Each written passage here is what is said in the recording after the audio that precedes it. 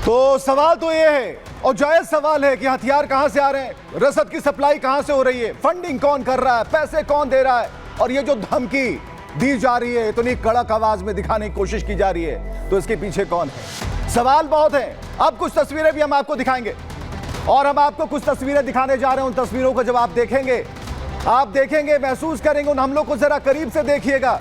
संग्राम में हम आपको दिखा रहे हैं ये धमाका देखिए, हिजबुल्लाह के इजराइल पर हमले की तस्वीर, इजराइल के गुरियत पर हमला, मिलिट्री बेस पर हिजबुल्लाह का हमला, और ये तस्वीरें बता रही हैं कि किस तरीके से हिजबुल्लाह के इजराइल पर हमले जारी हैं और हमलों से इजरायली शहरों में आग लगी हुई है। ये तस्वीरें आप देख पाइए।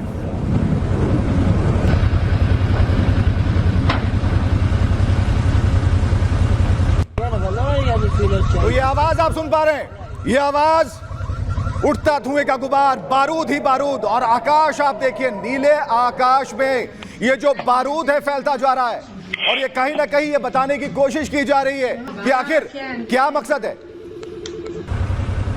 और हिजबुल्लाह जो है खूंखार हो चला है और बदहवास होकर हमले पर हमले कर रहा है, लेकिन उसे अंजाम का भी डर सता रहा है कि आखिर होना क्या है, उसे मालूम है क्या होना है। और हम आपको जरा एयर स्ट्राइक की तस्वीरें भी दिखा रहे हैं, और एयर स्ट्राइक की आप जरा तस्वीर देखिए। एयर स्ट्राइक की तस्वीरें जब हम आपको दिखाएंगे, और ये सबसे बड़ी खबर है कि दक्षिणी लेबनान में आईडीएफ की भीषण एयर स्ट्राइक हुई है और कई ऐसे ठिकाने हैं जो कि खंडर में तब्दील हो गए। ये तस्वीरें आप देखिए, और गंभीर तरीके से इसे देखना जरूरी है, क्योंकि हिजबुल्लाह का ट्रंप को चैलेंज तो है, लेकिन दक्षिणी लेबनान में आईडीएफ की जो कार्रवाई है, हिजबुल्लाह का कमांड और कंट्रोल सेंटर तबाह हो गया है। इन तस्वीरों में आप देख पा रहे हैं पूरी तरीके से, इस पूरे नक्शे पर अगर आप देखेंगे, तबाही तबाही पसरी हुई है।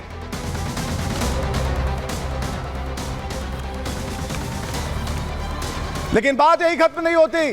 जो अटैक हुआ इजराइल पर, उसे देखना समझना जरूरी है कि किस तरीके से यह अटैक किया गया। एक छोटी सी रिपोर्ट हम आपको दिखाते हैं, लेकिन इस रिपोर्ट में एक बड़ा धमाका होगा, जरा महसूस कीजिए।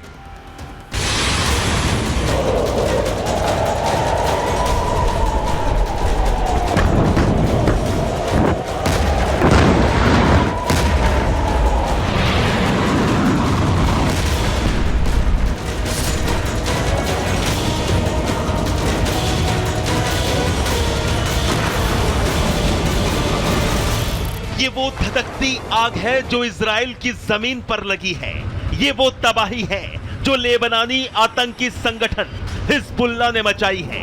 इजराइल के तकरीबन आधा दर्जन शहर, इजराइल के 1 दर्जन मिलिट्री बेस इसी तरह हमलों से दहल रहे हैं। जिस हिजबुल्लाह को इजराइल खत्म मान रहा था, वही नेतन्याहू की सेना को बड़ा जख्म दे रहे हैं।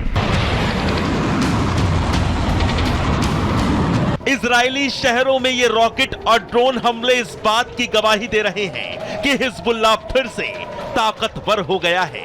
ये बारूदी वज्रपात इस बात के सबूत हैं कि हिजबुल्लाह को ईरान से हथियारों का बैकअप मिल गया है। यही वजह है कि नईम कासिम के लड़ाके इजराइल के खिलाफ बारूदी गर्जना कर रहे हैं। नेतृत्व विहीन हुए हिजबुल्लाह के लड़ाकों को नया लीडर मिला तो वो एकजुट होकर हमला करने लगे। हिजबुल्लाह का चीफ बनने के कुछ दिनों के अंदर ही नईम कासिम ने इजराइल के खिलाफ नई और बड़ी जंग छेड़ दी है। हिजबुल्लाह चीफ नईम कासिम ने हमले की जो रणनीति बनाई है, वो कामयाब हो रही है। Israeli air defence system Hezbollah के हमलों को रोक नहीं पा रहे हैं। इजराइल के स्टेरॉइड में हिजबुल्लाह की 20 से ज्यादा मिसाइलें गिरी हैं। कई विस्फोटों से बड़ी तबाही मची है। हाइफा में हिजबुल्लाह के लड़ाकों ने इजराइल की हथियार फैक्ट्री को टारगेट किया।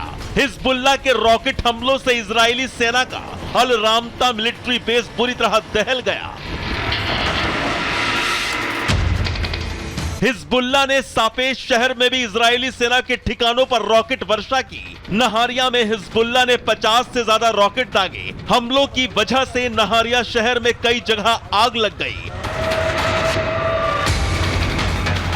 हिजबुल्लाह के अटैक की वजह से हाइफा से लेकर नहारिया और सापेश शहर में इमरजेंसी घोषित करनी पड़ी। जान बचाने के लिए लोगों को बंकर में शरण लेनी पड़ी। हिजबुल्लाह के हमलों से नेतन्याहू और उनकी सेना न सिर्फ बौखला गई है बल्कि हैरान भी है। जिस हिजबुल्लाह को इजराइल खत्म मान रहा था वो कुछ दिनों के अंदर ही दोबारा कैसे खतरनाक और ताकतवर बन गया। इस सवाल का जवाब यह है कि हिजबुल्लाह को फिर एक बार ईरान का बैकअप मिलना शुरू हो गया है। जो हथियार सप्लाई ठप थी वो फिर से बहाल हो गई है। इसी के बाद से हिजबुल्लाह के लड़ाके खतरनाक और खूंखार हो गए हैं। Bureau report, Republic Bharat.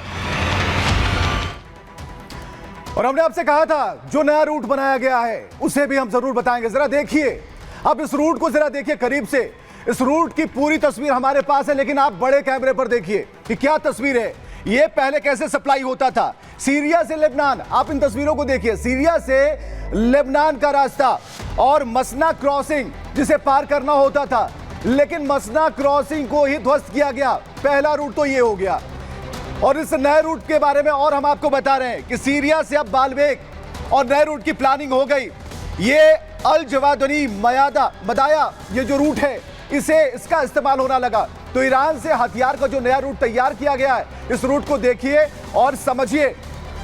और हिजबुल्लाह के अटैक के बारे में हम बात करते हैं जरा। हिजबुल्लाह ने जिस तरीके से एक के बाद एक एयर स्ट्राइक किए हैं, हमले किए हैं, तो उसके बारे में हम आपको बता रहे हैं, तस्वीरें हम आपको दिखा रहे हैं। तो तिरपुवन बेस पर हम आपकी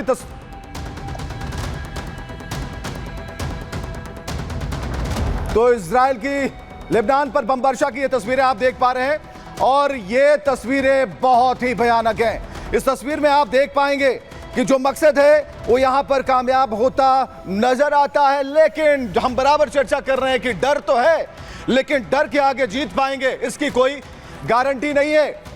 हम बराबर कह रहे हैं कि डर तो है, लेकिन डर के आगे जीत की गारंटी नहीं हो सकती। वेपन सीरिया वाया लेबनान, सारी तस्वीरें आप एक साथ देख रहे हैं। तो सीरिया वाया लेबनान, ईरान का वेपन प्लान, ये बहुत बड़ी तस्वीर हम आपको दिखा रहे हैं। सीरिया और लेबनान के बीच मसना क्रॉसिंग थी, उसके बारे में हमने आपको बताया कि किस तरीके से इसे उड़ाया गया, इसे खत्म किया गया। लेकिन अब नया रूट प्लान तैयार है इनका कि किस तरीके से इसे तबाह किया गया। लेकिन जो मंसूबे हैं उसमें सिर्फ बारूद ही बारूद भरा पड़ा है, उस बारूद को निकालना बहुत जरूरी है। और जो बयान है किसी बारूद से कम नहीं है, लेकिन वो बयान जो है वो डरे हुए बयान है। तो इजरायली सेना ने मसना क्रॉसिंग पर तबाही की थी, उसकी ये तस्वीर हम आपको दिखा रहे हैं। सीरिया वाया लेबनान, ईरान का वेपन प्लान इस वक्त आप देख पा रहे हैं। और लगातार हम बता रहे हैं कि जो हथियारों की जो सप्लाई थी वो से ना रुके, वो हथियारों की सप्लाई ना रुके, इसकी पुरजोर कोशिश की गई। नया रूट मैप तैयार किया गया, नई प्लानिंग की गई। लेकिन आप अगर डरे हो, और काफी वक्त तक हम आपको बता रहे हैं नई जानकारी कि काफी वक्त तक जो सप्लाई थी वो ठप पड़ी रही।